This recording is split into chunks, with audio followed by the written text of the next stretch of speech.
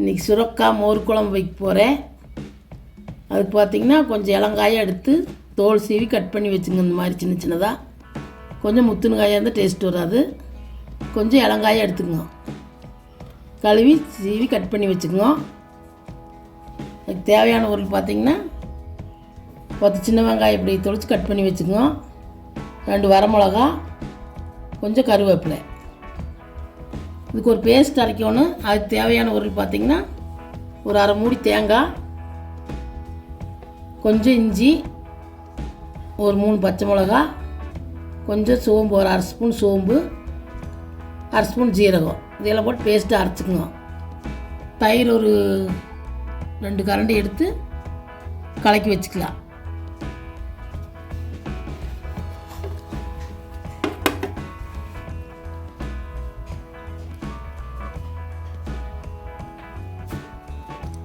ஒரு கப் தயிர் எடுத்துக்கோங்க. அதுக்கு சுரக்காய் மோர் குழம்புக்கு இப்படி ஒரு ஓசையில் போட்டுக்குங்க.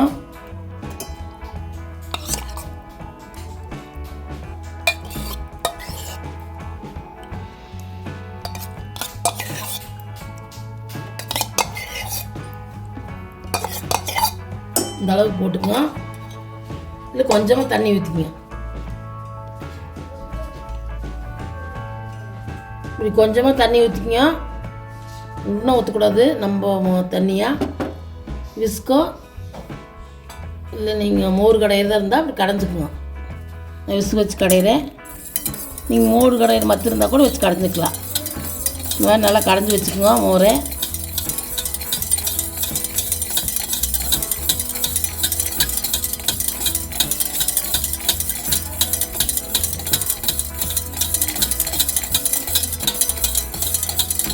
இந்த அளவு கடைஞ்சி வச்சுக்கணும் நல்லா.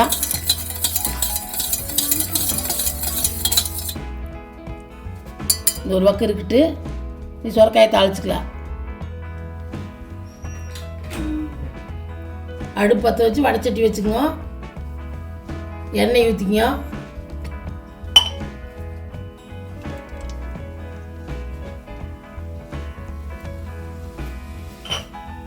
எண்ணெய் காயிட்டு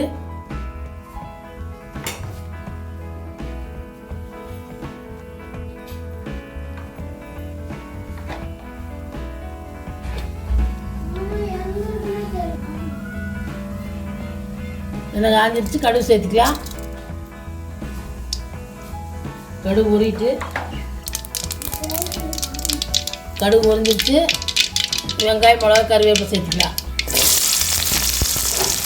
நல்லா வதங்கிட்டுது. சுரக்காய் சேர்த்துக்கலாம்.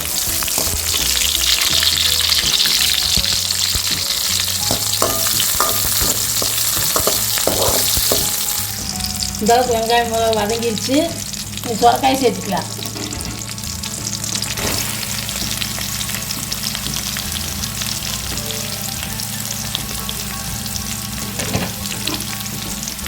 சுரக்காய் சேர்த்து கொஞ்சம் வதக்கிங்க.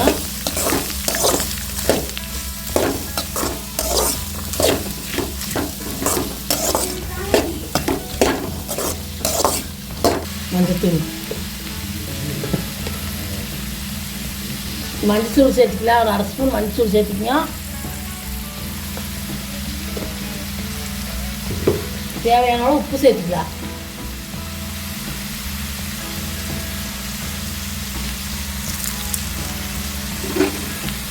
காய் வேவிட்டு கொஞ்சம் தண்ணி சேர்த்துக்கலாம்.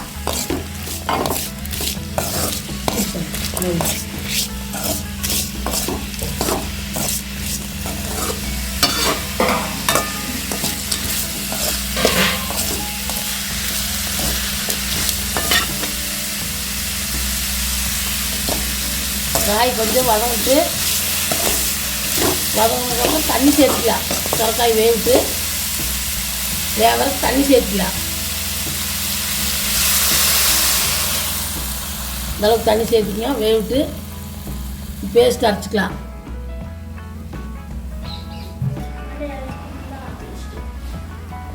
சுரக்காய் வெந்துட்டுருக்கிட்டு அதுக்கு ஒரு பேஸ்ட் அரைச்சிக்கலாம்.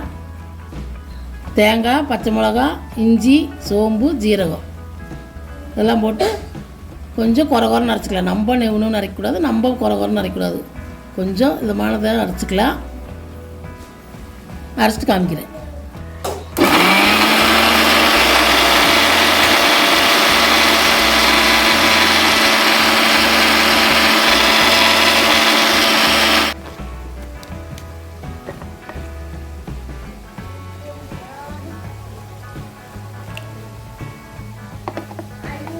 போதும்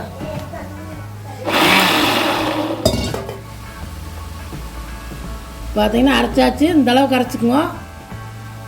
நம்ம நெகணுமில்ல, நம்ம குறகுறனுமில்ல, நடுத்தரமாக அரைச்சிக்குங்க. காய் வெந்துருச்சு. இந்த அளவுக்கு காய் வெந்ததுக்கப்புறம்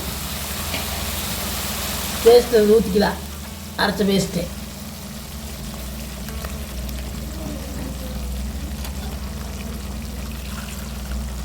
கொஞ்சம் தண்ணியெல்லாம் சேர்த்துக்கலாம்.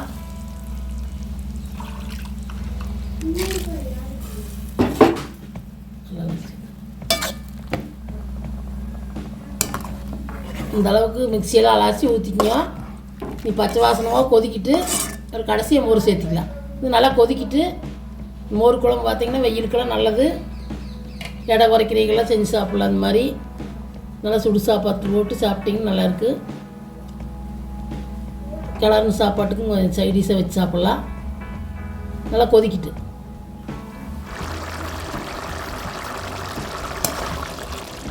தேங்காய் பேஸ்ட் ஊற்றி இந்தளவுக்கு கொதிச்சிருச்சு. பச்சை வாசம்லாம் போயிடுச்சு. நீ மோர் சேர்த்துக்கலாம். அடுப்பு ஆஃப் பண்ணிவிட்டு சேர்த்திங்க. சூடாக சேர்த்துனா திரிஞ்சு போயிரு. ஆஃப் பண்ணிவிட்டு சேர்த்துக்கங்க. அடுப்பு ஆஃப் பண்ணிடலாம். நீ மோர் சேர்த்துக்கலாம்.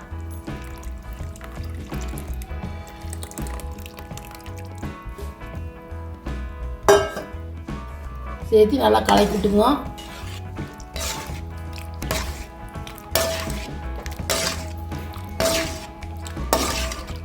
நல்லா கலக்கிட்டுங்க. நல்லா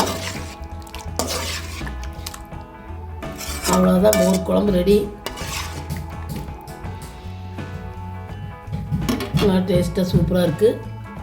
நீங்களும் செஞ்சு பாருங்கள். இந்த மாதிரி செஞ்சு பார்த்துட்டு வீடியோ பிடிச்சிருந்தா லைக் பண்ணுங்கள், ஷேர் பண்ணுங்கள், கமெண்ட் பண்ணுங்கள், சப்ஸ்கிரைப் பண்ணுங்கள்.